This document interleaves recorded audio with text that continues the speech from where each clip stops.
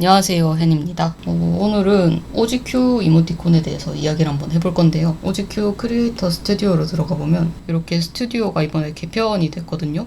그래서 로그인을 해보면 이렇게 개편 공지가 뜨고 이렇게 전체적으로 깔끔하게 한 번에 볼 수 있게 바뀌었거든요. 여기서 이제 심사 기준을 한번 볼게요. 심사는 역시나 제작하고 심사 요청하고 이제 통과하면 판매 시작. 파일 설정은 역시나 해상도 72dpi, 컬러 모드 RGB, 용량 1메가 이하, 프레임 수 각 100 이하. 그래서 나머지는 다 똑같고요. 그런데 여기 이제 주의사항이 추가가 된 게 있어요. 투명 배경인 건 변함없고 이제 카카오톡처럼 다크 모드에서도 잘 보일 수 있도록 흰색 테두리를 추가라는 규정이 생겼어요. 이게 제가 좀 정확하게 알고 싶어서 문의를 한번 해봤거든요. 이런 캐릭터 같은 경우는 다크 모드에서도 잘 보이니까 테두리를 추가하지 않아도 될 것 같고, 얘는 지금 까만색 롱패딩을 입었으니까 잘 안 보여서 이런 경우는 추가를 해달라 이런 뜻인지, 아니면 무조건 글씨랑 캐릭터 모두 추가를 해달라 이런 뜻인지 문의를 드려봤는데, 캐릭터와 글씨 모두 다 기본적으로 테두리를 추가해달라고 하시더라고요. 글씨 같은 경우는 폰트 자체적으로 흰색 테두리를 추가하던가 아니면은 제가 알려드린 이중 브러쉬 활용해서 이렇게 글씨를 쓸 수 있는데, 캐릭터 같은 경우는 테두리를 추가하려면 좀 많이 귀찮거든요.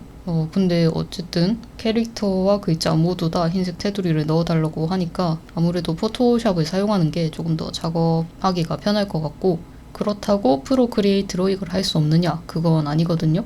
또 프로 크리에이트로도 이렇게 테두리를 넣을 수 있는 방법들이 있기 때문에 그거는 제가 또 하나씩 차근차근 업로드해서 알려드리도록 하겠습니다. 이제 점점점 개편을 하고 사이트의 크기를 키워가면서 이런 식으로 바뀌고 있는 것 같아요. 여백이 가급적 없도록 최대한 크게 만들어 달라.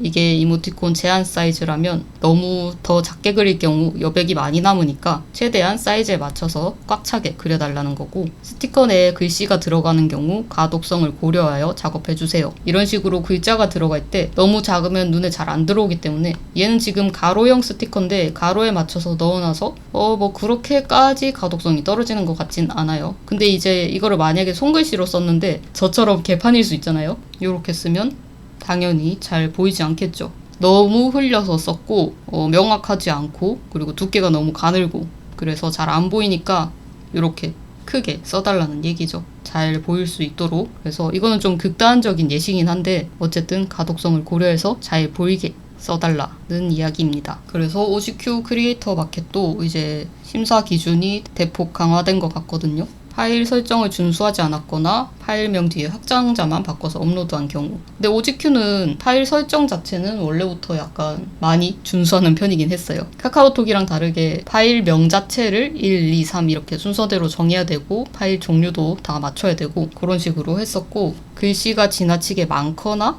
크기가 작거나 선명하지 않아 가독성을 해칠 경우, 이제 가독성을 좀 보겠다는 얘기죠. 이전에는 그렇게 크게 신경 쓰지 않았다면 이제는 이모티콘이 이렇게 있으면은 이렇게 그림을 그리고 글씨가 이런 식으로 쓰인 건 이제 승인을 주지 않겠다는 얘기예요.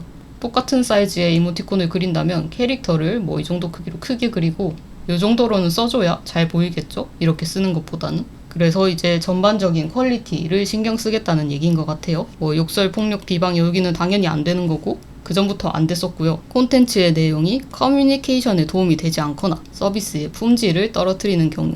네이버 같은 경우는 블로그 그리고 카페에서 이용하는 스티커잖아요. 이제 블로그나 카페에 쓰는 글 내용과 상관이 없거나 너무 퀄리티가 떨어지거나 이런 것들은 승인을 주지 않겠다는 얘기예요. 그러니까 한마디로 승인 기준 강화를 하겠다는 얘기죠. 이미 판매 중인 내용과 중복되거나 기존에 존재하는 저작권 위반 안 되고요. 스티커에 들어간 글자에 오탈자가 있거나 상업적 사용이 불가능한 폰트 당연히 안 되고요. 근데 이전에는 이제 오탈자도 그렇게 체크를 잘 안 해줬었거든요. 이미 OGQ에서 승인받아서 판매 중인데 내가 지금 다시 보니까 오타가 있네? 그런 경우가 굉장히 많았는데, 이제는 이런 거를 좀 심사를 강화해서 잡아내겠다는 얘기 같은데 아마 아직까지 그렇게 완벽하게 하는 것 같진 않아요. 그리고 어떤 컨텐츠가 인기가 많은지 알려주는데요.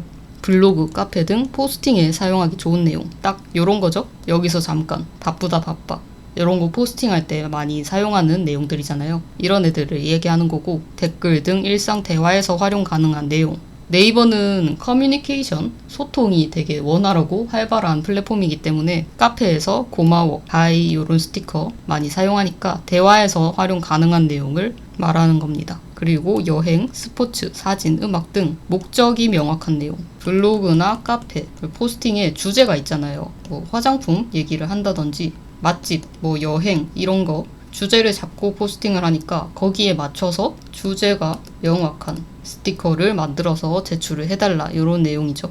눈에 쉽게 띄면서 개성 있는 표현. 이거는 뭐 어떤 플랫폼이든 원하는 내용일 거고요. 동작이 간결하고 분명해서 쉽게 이해할 수 있는 내용.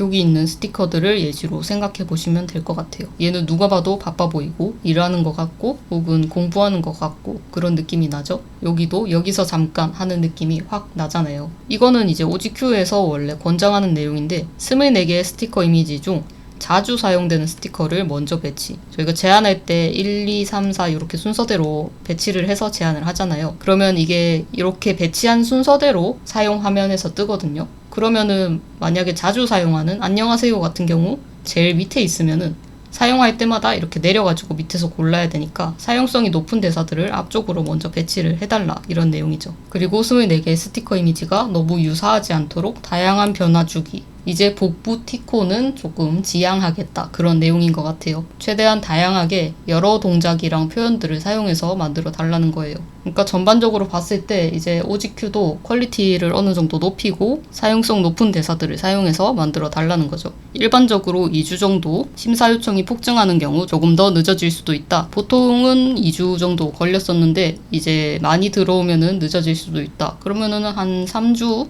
4주까지 보는 게 낫겠죠. 모든 콘텐츠를 살펴보며 논의하는 과정이 필요하니 좀 이해해달라. 미승인 사유에 대해 알고 싶어요. 콘텐츠는 제작 가이드와 내부 매뉴얼에 따라 심사하니까 콘텐츠의 다양성과 크리에이티브를 위해 외부로 공개하지 않으며 사유에 대해 문의하셔도 알려드리지 못한다. 이전에는 미승인 사유에 대해서 간단하게라도 이야기를 해줬었거든요. 뭐 글씨가 가독성이 떨어진다. 뭐가 중복이다. 이런 식으로 얘기를 했는데 이제는 OGQ에서도 미승인 사유에 대해 알려주지 않겠다는 이야기인 것 같아요. 제출한 콘텐츠를 수정하고 싶어요. 제출한 콘텐츠는 수정 및 삭제가 불가능하다. 잘못 제출하거나 수정할 내용이 있는 경우 다시 제출해 주시고 저희에게 메일을 보내주세요. 카카오도 제출하고 나면은 수정이나 삭제가 불가능하거든요. 근데 이제 잘못 제출하거나 수정할 내용이 있을 경우 수정을 해서 다시 제안을 하면 앞에 제안했던 1번 안은 미승인, 자동 미승인이 되고 2번 안 새롭게 다시 제출한 내용 이걸로 심사를 해줬어요. 근데 OGQ 같은 경우는 그런 식으로 하지 않고 다시 제출을 하고 메일을 보내달라는 거죠. 제가 이렇게 제출을 했는데 이 부분을 수정해서 다시 업로드를 했습니다. 그럼 이제 확인을 하고 얘는 미승인 처리하고 이걸로 심사를 해주겠다. 그런 이야기인 것 같아요. 그리고 바로 밑에 문의 메일 보내기 메일 주소가 나와 있고요.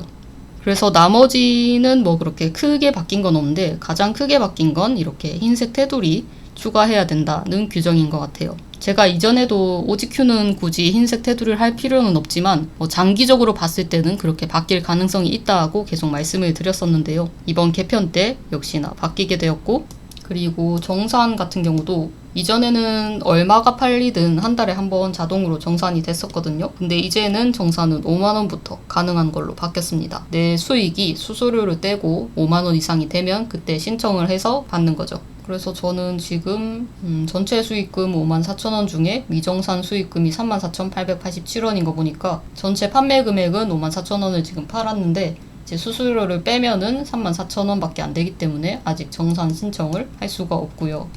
이전의 내역도 보시면 이렇게 판매 금액이 쭉 나오고 수수료, 그래서 수수료를 뺀 수익금 그렇게 해서 결과적으로 내가 받는 지급액, 제가 97,000원어치를 팔았는데 수수료랑 뭐 이것저것 빼고 나면은 결과적으로 55,288원을 받을 수 있는 거예요.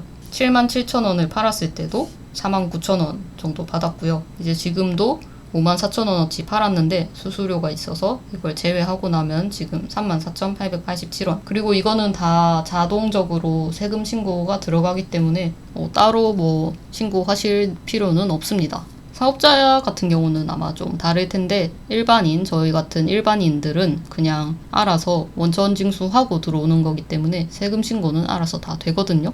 그래서 오늘은 이렇게 OGQ 크리에이터 스튜디오에서 어떤 점이 바뀌었는지에 대한 이야기를 한번 해보았고요. 도움되었으면 좋겠고 다음 영상으로 돌아오도록 하겠습니다.